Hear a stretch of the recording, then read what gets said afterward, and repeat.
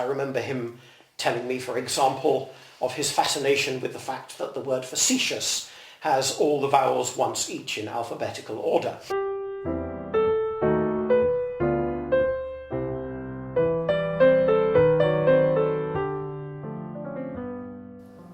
Welcome to Not Just Theologians, Dominicans and their peculiar pursuits.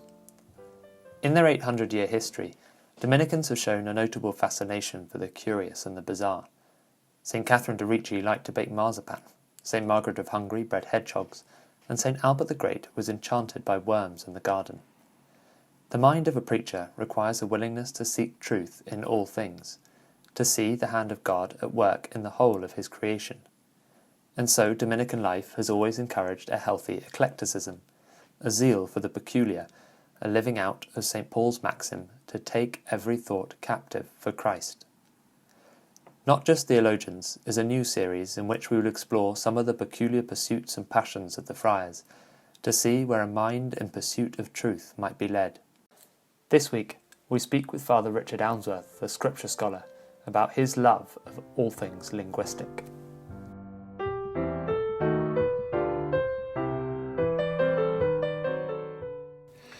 We're joined today by Fr Richard Ounsworth, a fellow here at Blackfriars who teaches Scripture and New Testament Greek.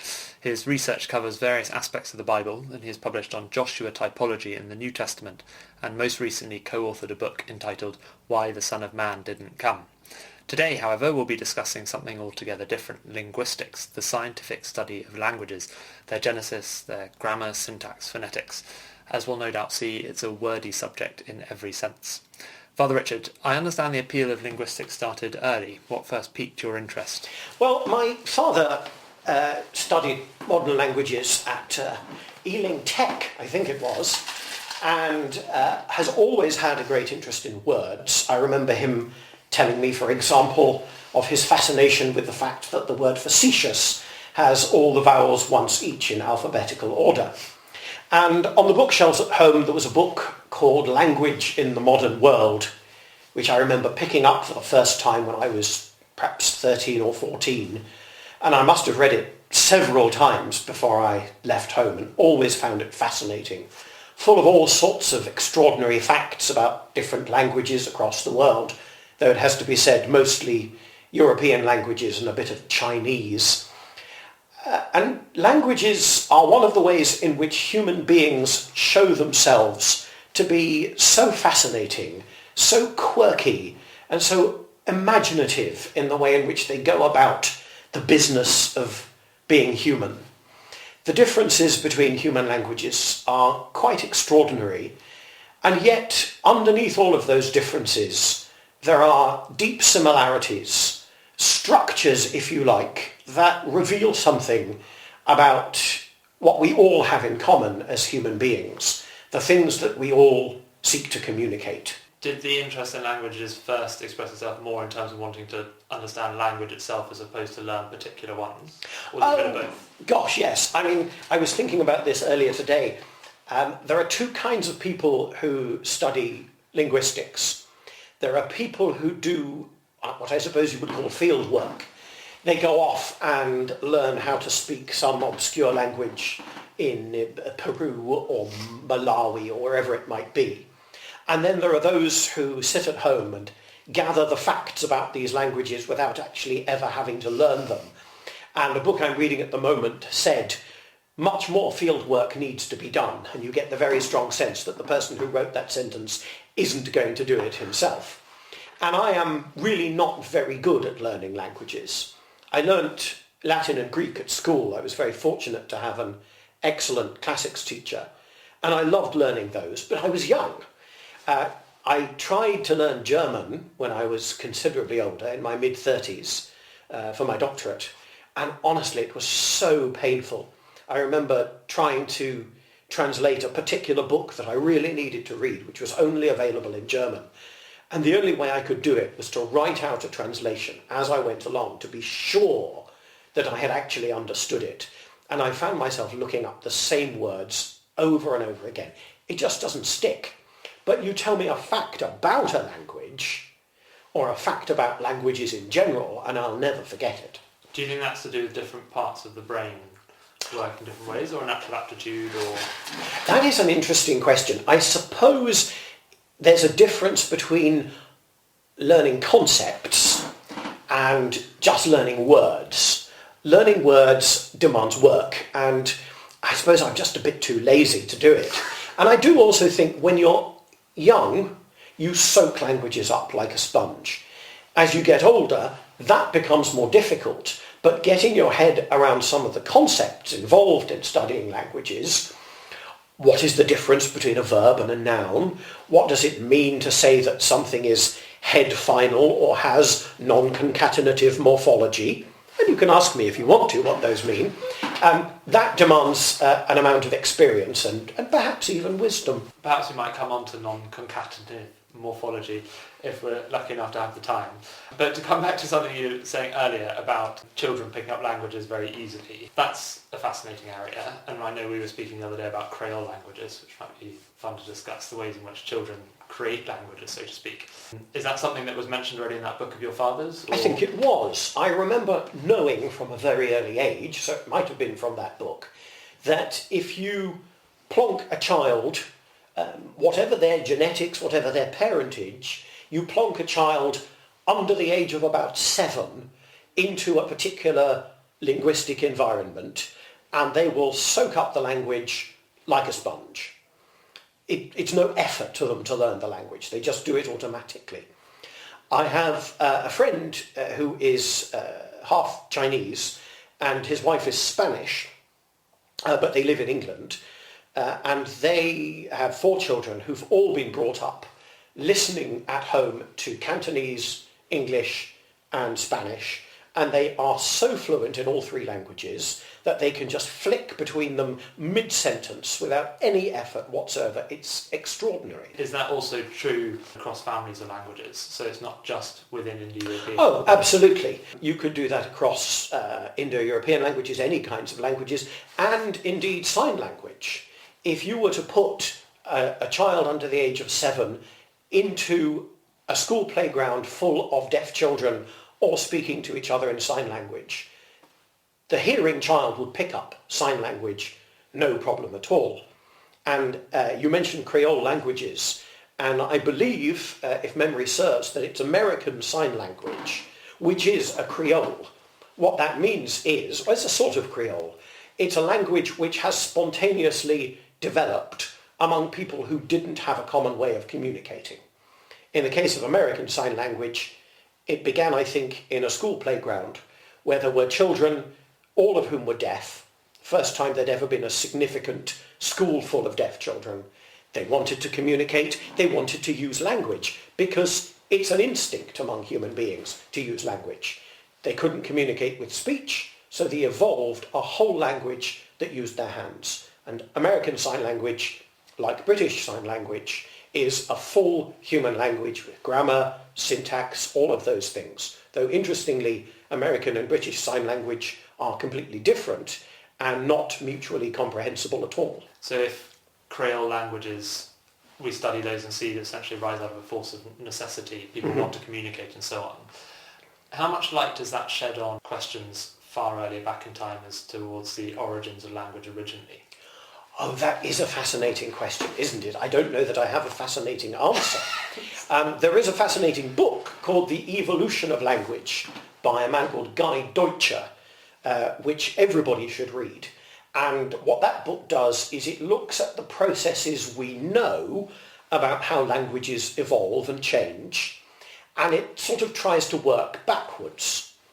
Linguists have been doing that for centuries, but actually to try to work all the way backwards, I mean, it's very theoretical, very experimental.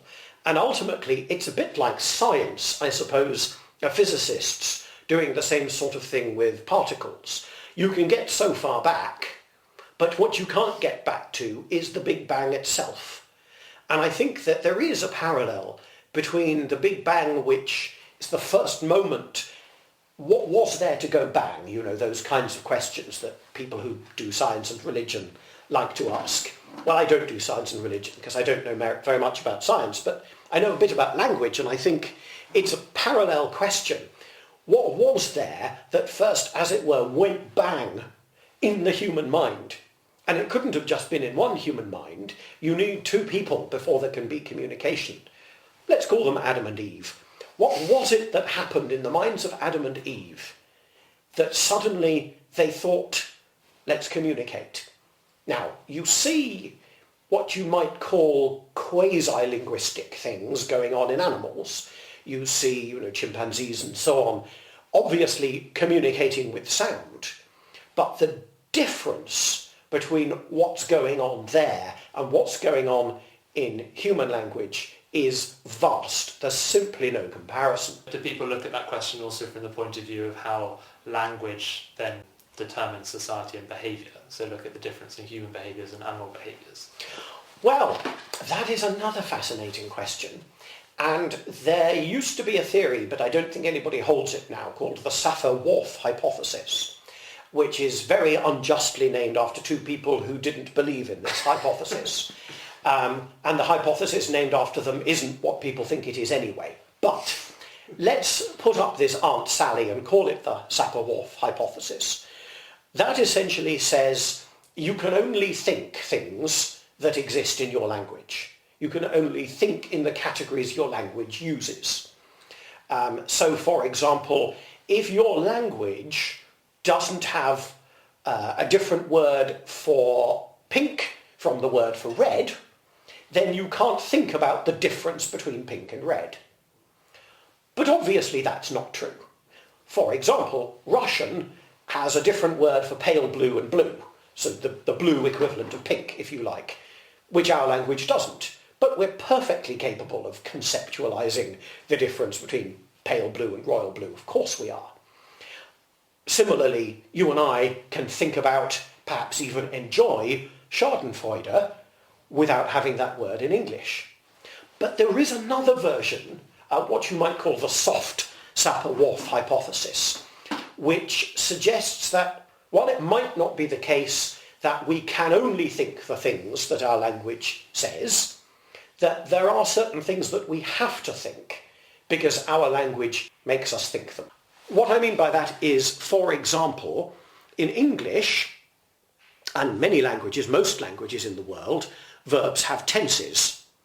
You have to say, when you use a verb, when did it happen? Is this past, present or future?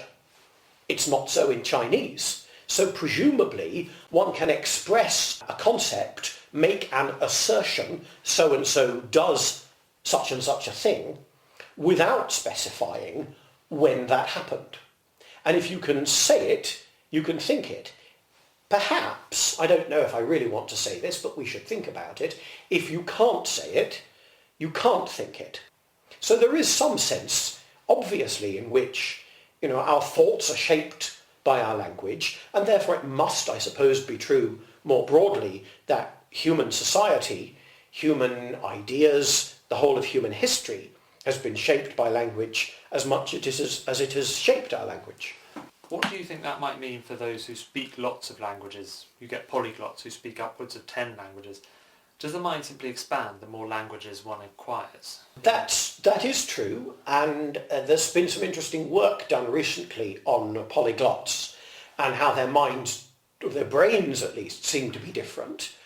Now you see we're treading into the realms of philosophy where I am totally ignorant and the relationship between the mind and the brain, so you'll have to ask somebody else about that one. I can only speak for myself and say that certainly studying languages and coming to an awareness of just how differently some languages do things from the way that the languages that I've learnt do things has opened my mind to the extraordinary possibilities of human thought, the extraordinary imaginativeness and flexibility of the human mind.